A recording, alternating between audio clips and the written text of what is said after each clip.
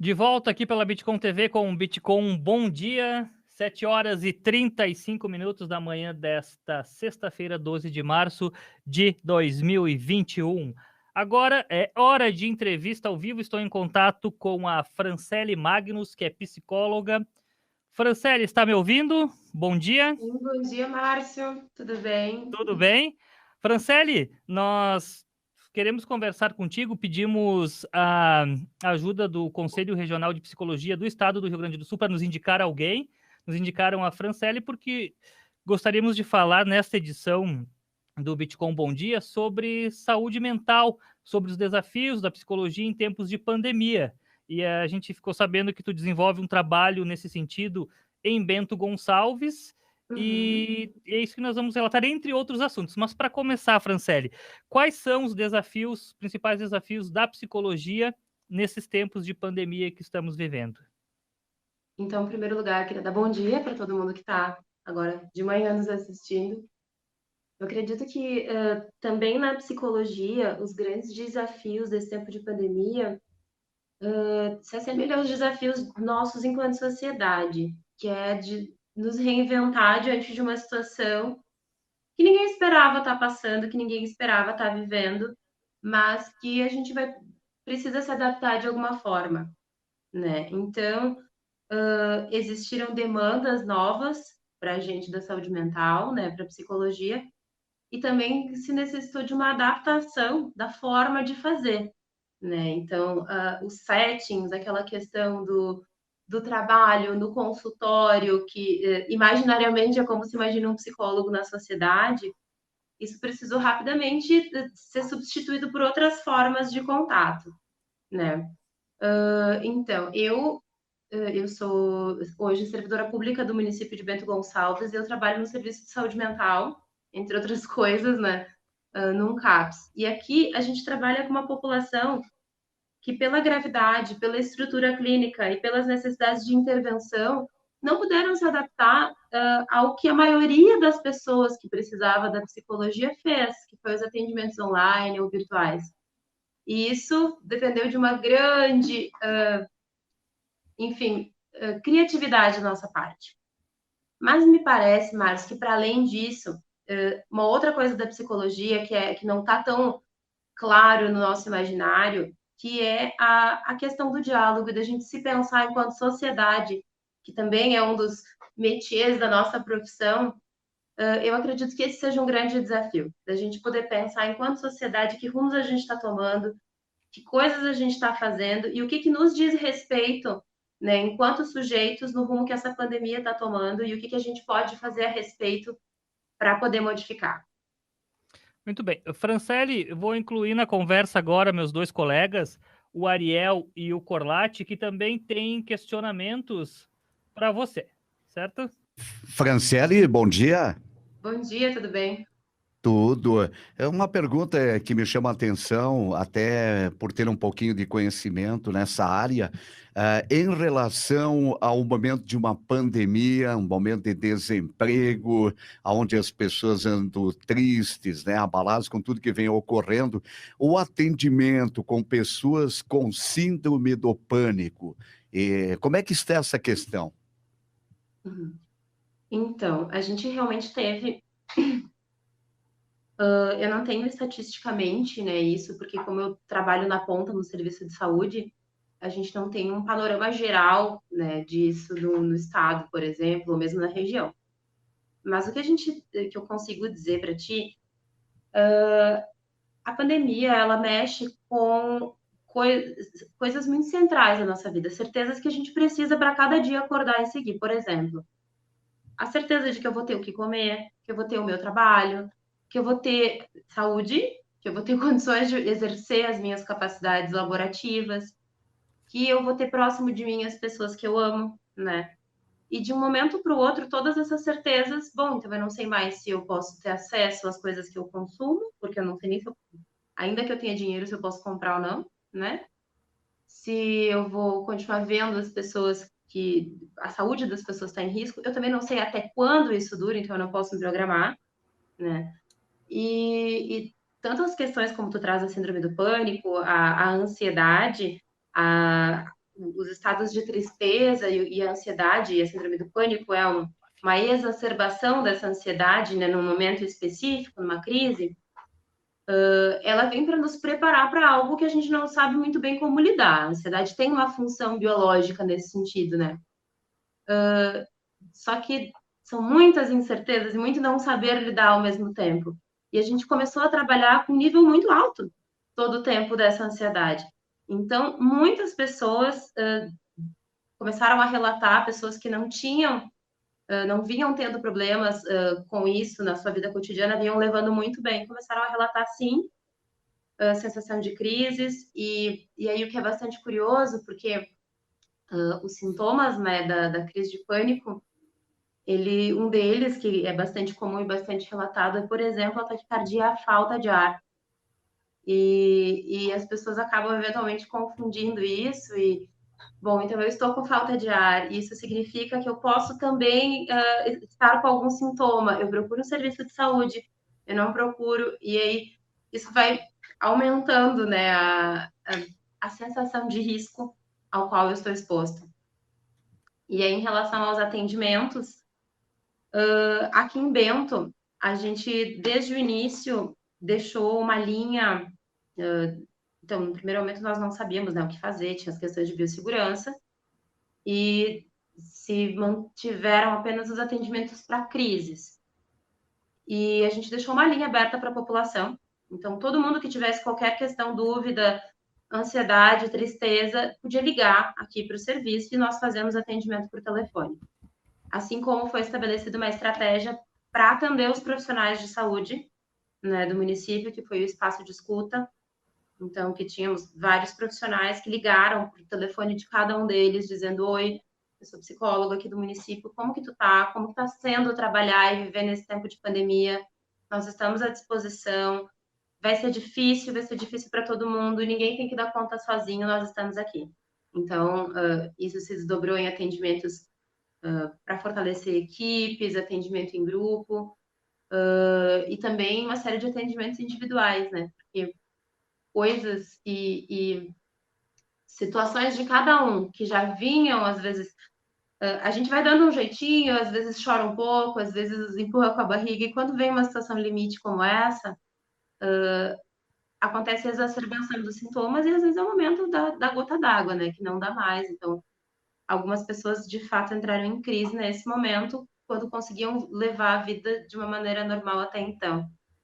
E aí, aqui em Bento Gonçalves, a gente teve, entre outras coisas, esses dois serviços, né? O CAPS com uma linha direta aberta para a população e um serviço, o espaço de escuta para atender todos os profissionais de saúde, né? E aí, além disso, depois outras coisas que a gente vai comentando na sequência. Muito bem. Ariel? Bom dia, Franciele. Bom dia. Tu mencionou agora, né? Tu é integrante do CAPS, né? O Centro de Atenção Psicossocial, que é um serviço público. A pandemia ela traz um cenário bem desafiador e inusitado, ao mesmo tempo que gera muito mais necessidade de apoio, de assistência psicológica, de assistência em saúde mental. A renda das pessoas ou o risco de diminuição da renda das pessoas é permanente, ou a diminuição da renda de fato, ou o risco de diminuição, o que faz as pessoas retraírem alguns investimentos, entre os quais em processos terapêuticos, né? Do ponto de vista bem objetivo, eu queria aproveitar essa oportunidade, então, para que tu pudesse, como integrante do CAPS, orientar as pessoas de como buscar esse serviço que é público e gratuito, né? Uma vez que não depende apenas de ter rendimentos para procurar um profissional da saúde mental no sistema privado. É bem importante isso que tu traz, né? Que a gente tem uma cultura no Brasil de que o SUS é para quem não pode pagar, né? E o SUS, ele já está pago, né? Nós pagamos impostos todos os dias para a manutenção do SUS também. Então, ninguém que trabalha no SUS faz trabalho voluntário. O SUS, ele é de todos nós e todos nós temos direito de acessá-lo. Cada município, ele tem o seu fluxo próprio, né? Mas, basicamente, o acesso à saúde mental se dá ou via atenção básica, que é o posto de saúde, né? Ou diretamente nos centros de atenção psicossocial. E aí, aqui em Bento Gonçalves, o fluxo ele inicia pela atenção básica. Então, a postinha de saúde do bairro, onde normalmente a pessoa já tem vínculo, ou se daqui a pouco consultava com convênio, ou consultava particular, vale se informar qual é a unidade de saúde de referência do local onde mora, e dar uma ligada, porque a gente, nesse momento, presencialmente, não seria indicado estar acessando, né, todas as unidades, ligar e ver como poder fazer um agendamento, ou dizer, bom, não estou bem, nesse momento eu preciso de ajuda, como vocês podem me ajudar? E sempre vai haver profissionais que vão poder dar um destino para esta demanda, né? Em outros municípios, alguns CAPs, eles atendem diretamente nessa necessidade do encaminhamento da atenção básica. Mas talvez o mais importante de tudo isso é saber isso, né? Que está disponível para todo mundo, e ainda que eventualmente haja um gap, né, de uma espera, em especial nesse tempo que aqui, por exemplo, a gente está fazendo poucos atendimentos presenciais, mas sempre vai ter alguém que vai poder fazer um acolhimento, por exemplo, uma gestão de crise por telefone, como nós fazemos muito aqui, as pessoas ligam e a gente faz um acolhimento, faz um atendimento por telefone, já no momento da ligação, né? Então, seria isso, né? Buscar a unidade básica, buscar a Secretaria de Saúde e não conhecendo a sua própria unidade básica, para poder ser encaminhado, então, para o serviço de saúde. Franciele, e esse serviço, esse trabalho de escuta criado pela Prefeitura de Bento Gonçalves, como é que surgiu, como é que ele foi se adaptando e como está hoje? E se puder também dar algum relato de como está o psicológico, digamos assim, dos profissionais da linha de frente, o que tu tem ouvido, quais são as principais queixas? Então, ele veio de uma maneira um pouco intuitiva, assim. O que está acontecendo de um dia para o outro, né? Lá no 11 de março do ano passado foi decretada. Estamos vivendo uma pandemia mundial, né? Então, alguns serviços deixaram de atender presencialmente e nós pensamos, bom, os trabalhadores vão precisar. E aí foram destacadas algumas das psicólogas do município, né, para poder fazer esse suporte.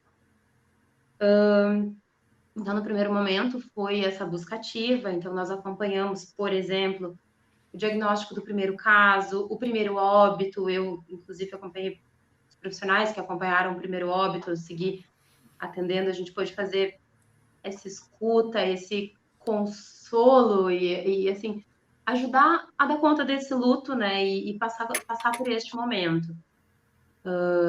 E, ao mesmo tempo, tinha toda essa questão das palmas, né? De olhar os profissionais de saúde como heróis, como pessoas que, no momento em que a sociedade toda estava fragilizada, que eles teriam um poder inabalável para dar conta de coisas que nós não estávamos conseguindo dar conta. E os profissionais diziam, não, nós também não estamos dando conta. Na minha casa também está difícil. Então, tive relatos de pessoas que ficaram 3, 4 meses sem ver os pais, ou que os filhos foram morar com os pais, porque é bastante comum na área da saúde, os técnicos de enfermagem, principalmente, trabalharem, por exemplo, na UPA e no hospital. Então, com as crianças em casa, sem escola, não tinha nem como estar com as crianças. E quando volta para casa, tem o risco de exposição.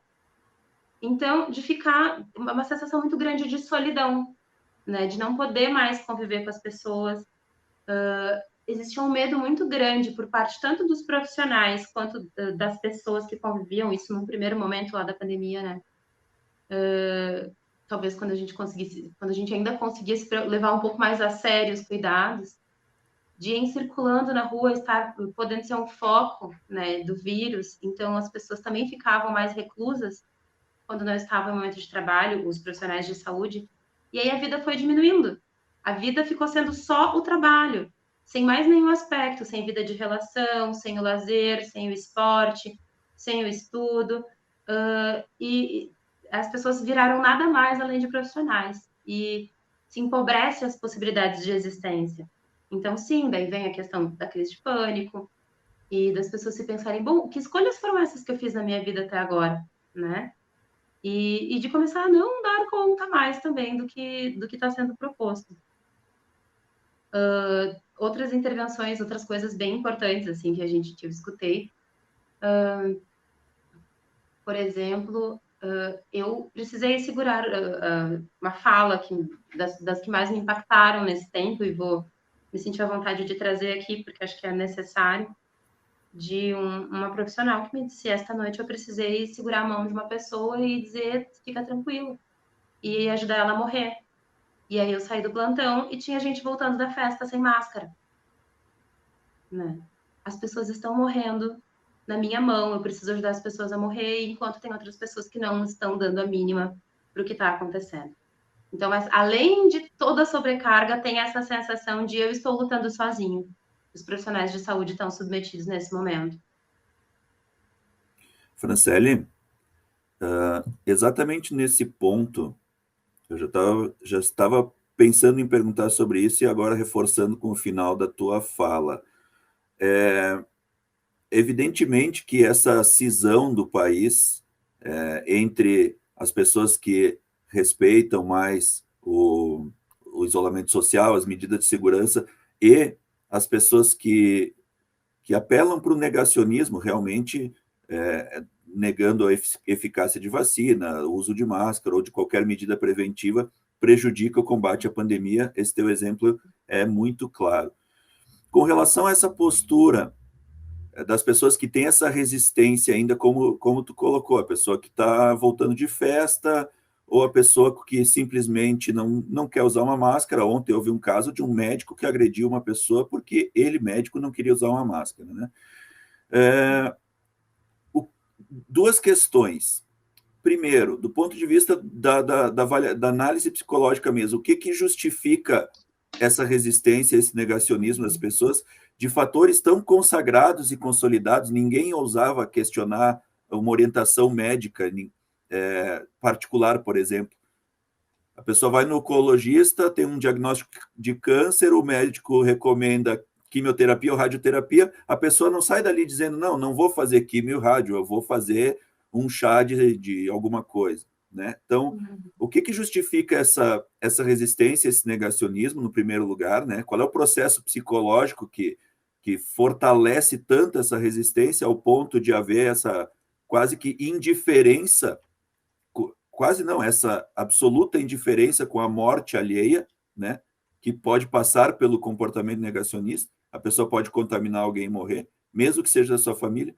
E uma segunda questão, que caminho, como dialogar com as pessoas que têm essa resistência para que elas abram um pouco a percepção dessa necessidade de sair desse egocentrismo e ter um pouco de noção de cuidado coletivo e de empatia. Acho que eu vou começar pelo fim da tua pergunta, Ariel, que é bem interessante, né? Há alguns dias atrás, apareceu na televisão a experiência de Wuhan, na China, onde se tem notícia que teria iniciado a pandemia, e como que eles foram dando conta, né, de ir voltando uma vida mais parecida com o normal, e recuperando as atividades econômicas, as atividades culturais, educacionais, laborativas, praticamente de uma maneira normal. E me chamou muita atenção que o que está no centro, no cerne, para além, enfim, claro, a gente tem uma questão de um governo que funciona de uma forma diferente, de uma população muito implicada, né? Quando eu digo implicada, cada um entende qual é a sua parte nisso que está acontecendo. Então, tinha aplicativos que cada lugar que tu entrava, tu precisava tirar foto de um QR Code para dizer que tu estava ali. Mas as pessoas, cada um sabe da sua responsabilidade de fazer. E talvez a gente culturalmente no Brasil tenha isso que já foi tão louvado em outros momentos do jeitinho brasileiro, né? Que é de ajeitar. Eu gosto de dizer que o jeitinho brasileiro, se a farinha é pouca, meu pirão primeiro, né? Então, primeiro para mim. E a gente sempre olha, que é um jeito de sempre olhar primeiro para aquilo que é melhor para mim e não para o coletivo. E eu acho que nós estamos pagando o preço hoje dessa postura que nos é cultural, né? Então, por mais que tenha isso de, nós somos um povo solidário, caloroso, não até ali, né? Então, acho que tem uma formação que enfim, que é cultural nossa, que a gente precisa poder repensar no quanto que assim, essas bases coletivas, do valor do coletivo para além do individual, elas nos fazem parte, né? Em relação à questão do processo psicológico que tu fala, isso é bastante interessante. E aí eu vou me furtar até, eu não vou entrar nessa questão política e das polarizações, porque eu acho que isso é bem importante, mas para além disso também tem outras coisas. No primeiro momento, a gente tinha uma questão de uma novidade, né? Então, vem um vírus que ninguém conhece e que ele é muito letal e ele... nós precisamos todos fazer alguma coisa a respeito disso, porque eu tenho medo de morrer, porque eu tenho medo que minha família possa morrer, porque eu não sei. Então, é aquela sensação de gincana, né? Vamos todos fazer alguma coisa para que logo a gente possa sair dessa situação. E aí a gente rapidamente mudou as atitudes. Então, associou a usar máscara, a gente lavava as mãos compulsivamente. Eu lembro que tinha aquela coisa zona suja, zona limpa em casa, e dar banho no pacote que vinha do supermercado, lavar todas as compras. Só que assim como tudo que a gente é submetido, como toda substância, inclusive, né, a gente tem uma capacidade da vida, que é a capacidade de adaptação. E a gente se adapta, inclusive, ao risco. Há um grande nível de cortisol, que é a substância que provoca o medo, que provoca essa ansiedade. Se no primeiro momento ela causa um efeito no nosso organismo, que é esse estado de alerta e de ter que lutar contra, vai baixando. Um exemplo, talvez mal comparando, é alguém que não costuma fazer uso de álcool e num primeiro momento bebe um copo de cerveja numa situação de festa. Vai sentir um efeito. Uma pessoa que habitualmente sempre bebe cerveja e bebe um copo de cerveja, vai sentir outro efeito. Então, lá em março do ano passado, quando a gente começou a ouvir falar de número de mortes e de uma doença muito terrível e de algumas coisas, era como se fosse um copo de cerveja para quem não bebe. Isso fazia um efeito para nós. Isso nos provocava uma série de reações, uma necessidade de um cuidado e de um ocupar-se de fazer com que isso não chegue perto de mim e dos que eu amo, né? Hoje, com o passar do tempo e, enfim, bem ou mal, é uma capacidade do ser humano de se adaptar, é uma necessidade, né, de levar a vida adiante. A gente está se comportando como alguém que está habituado a fazer uso dessa substância e que já não vê. Hoje nós, por exemplo, ontem à noite nós fechamos 195 mortes aqui em Bento Gonçalves. Em outra situação, tu pensava, 195 pessoas. Ontem, mais de 2.000 pessoas morreram no Brasil em função disso, e esse número nos bate como, quando em outro momento seria totalmente diferente. Então, tem sim esse processo psicológico. O que a gente faz com isso? Aceita? Não. Aí a gente tem que apelar para o cognitivo. Ainda estamos vivendo uma pandemia. Ainda precisamos da ajuda de cada um. Uma outra coisa é que, diante de um grande risco, para poder se adaptar e viver, a gente acaba criando jeitinhos, e isso também é adaptativo, para poder seguir vivendo, né? Então, é o processo que chama de negação, né? Por isso que fala negacionismo, né? Mesmo é uma defesa, né? Uma defesa egóica que chama negação. Então, cada vez que eu uso um EPI, e isso antes da pandemia já se via bastante nas empresas, né? Que quando os funcionários não usam o EPI, ou usar o EPI é todos os dias lembrar que eu estou submetida a um risco, né? Então, cada vez que eu pego a minha máscara, boto na frente do meu rosto, eu vou lembrar que se eu não usar máscara, eu tenho um risco que eu estou correndo. Se esse risco faz eu me sentir mal toda vez que eu penso nele, eu vou, em não usando a máscara, me sentir mais tranquila naquele momento, né? É um engodo, é um engano que eu faço comigo mesma. Então, eu vou fazer de conta que isso não existe, eu não uso a máscara e não me sinto nesse momento ansiosa, amedrontada, né? E resolvo momentaneamente meu problema. Então, isso é uma coisa que acontece bastante, assim, já é uma questão de escrita, né, do não uso dos EPIs. para não viver a realidade do medo ao qual está submetido. E houve um acréscimo desse simbólico, né, Franciele? Como tu coloca, né, a negação é um mecanismo de defesa bem comum, né? Para não acessar o medo, todo o acionamento que a situação dispara, a pessoa finge que aquilo não está acontecendo, né? É um mecanismo de defesa bem primitivo, né? Bem ligado ao instinto.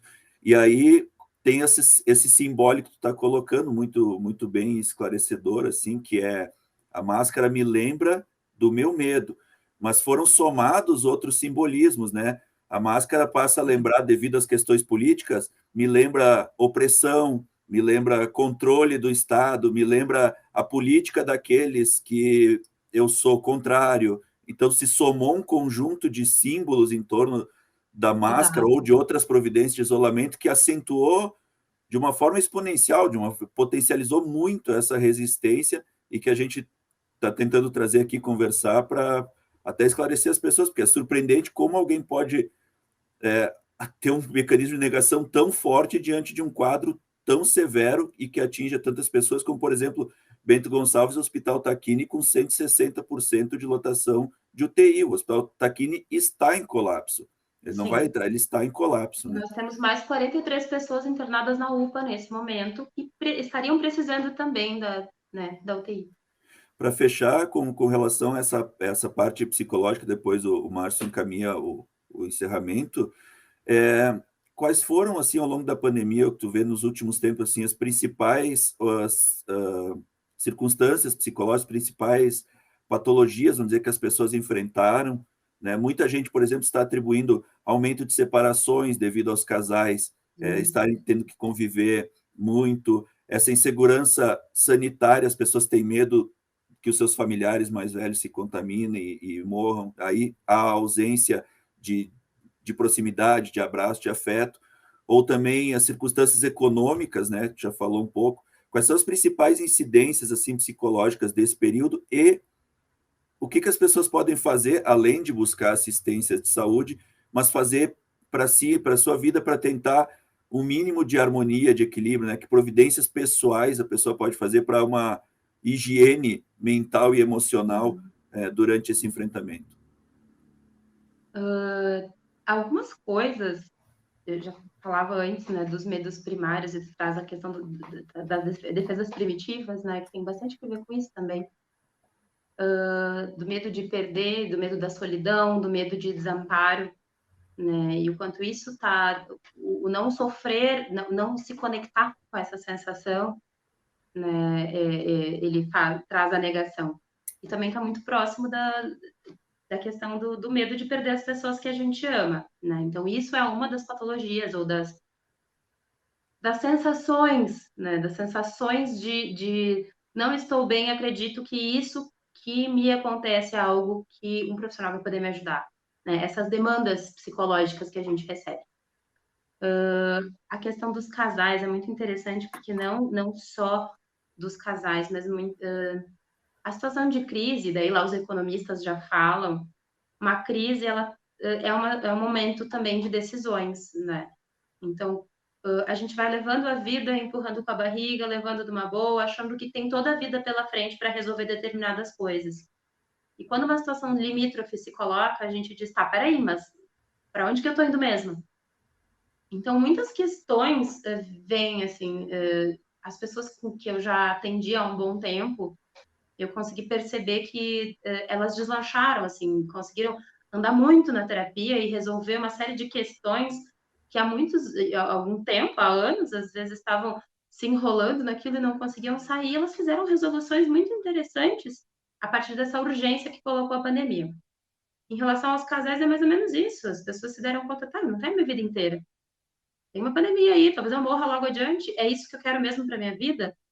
Ou, como eu vi, em especial dos profissionais de saúde, eu tenho trabalhado tanto e eu adiei o meu desejo, por exemplo, de viajar, de ter filho até agora. Por que eu fiz isso? Né? Então, a crise como um mobilizador também de decisões e de uma conexão maior com o próprio desejo. E isso, que bom que tem alguma limonada possível da gente fazer desse limão todo, né? Talvez isso, se a gente puder utilizar e essa conexão com o que eu quero mesmo, né? O que disso tudo resta, o que é importante de verdade daquilo que eu desejo, já que a gente se deu conta que às vezes passear, aqueles passeios aleatórios que a gente fazia e que nos satisfaziam, já não, hoje oferecem um risco, já não são mais tão legais, a gente começou a medir o que realmente tem valor na vida. A questão, em especial, para as pessoas idosas, né, da saudade e da falta de contato, acho que também foi bem difícil, mas, ao mesmo tempo, a gente pôde inventar outros jeitos de estar junto e de estar perto, que é bem difícil, mas, assim, é diferente do abraço, do cheiro, do afeto, mas também fez a gente estar mais próximo da rotina um do outro. E acho que era isso, mais ou menos, dessa parte das conexões, enfim. Bom, Franciele, eu sei que daria para a gente ficar conversando mais 30 minutos, 1 hora, com certeza. A gente vai ter que combinar uma entrevista para as próximas semanas para a gente atualizar essas informações, essa questão, pode ser? Podemos sim. Então, eu quero agradecer muito a tua participação, tá? Parabéns pelo trabalho que está sendo desenvolvido lá em Bento Gonçalves, nessa questão, nesse atendimento aos profissionais de saúde, a quem está sofrendo com essa pandemia. Obrigado mesmo e aproveita esse momento aí para deixar tua mensagem final. Então, eu agradeço bastante o convite, né, para poder estar falando para a população. E acho que se tem uma mensagem para a gente deixar, é isso, assim.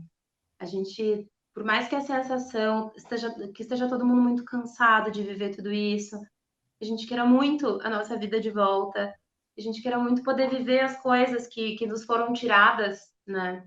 A possibilidade de fazer isso é cada um cuidando de si e cuidando do outro. Hoje, cuidar do outro é cuidar de mim, né? E então, o uso de máscara é necessário. E desculpa chover no molhado, mas tentar fazer da casa um lugar onde seja possível vivenciar coisas boas, para que sair de casa não seja tão necessário assim. Se for encontrar pessoas, tenta fazer uma gestão desse risco. Bom, então, escolher um grupo restrito, né? Então, bom, eu vou conviver talvez com as pessoas com quem eu já convivo no trabalho, que é para não aumentar tanto assim o leque, porque cada novo encontro é uma nova possibilidade de transmissão. Porque também ficar totalmente sozinho, a gente não vai conseguir. Mas fazer uma gestão de que risco é esse que eu estou me expondo. Ou, por exemplo, se eu vou no supermercado, dá fazer uma lista de compras para ir uma vez por semana e não todos os dias. Cada vez que eu deixo de me expor, eu me protejo e protejo outras pessoas.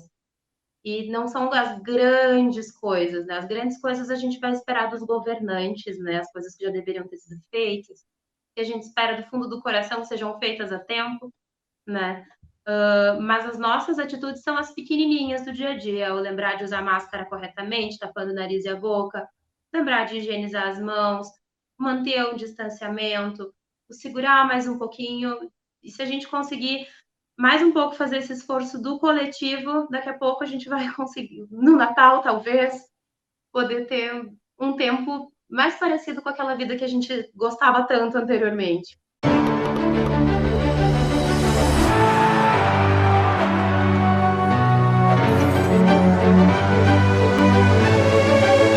Bitcom TV. Passa no seu smartphone.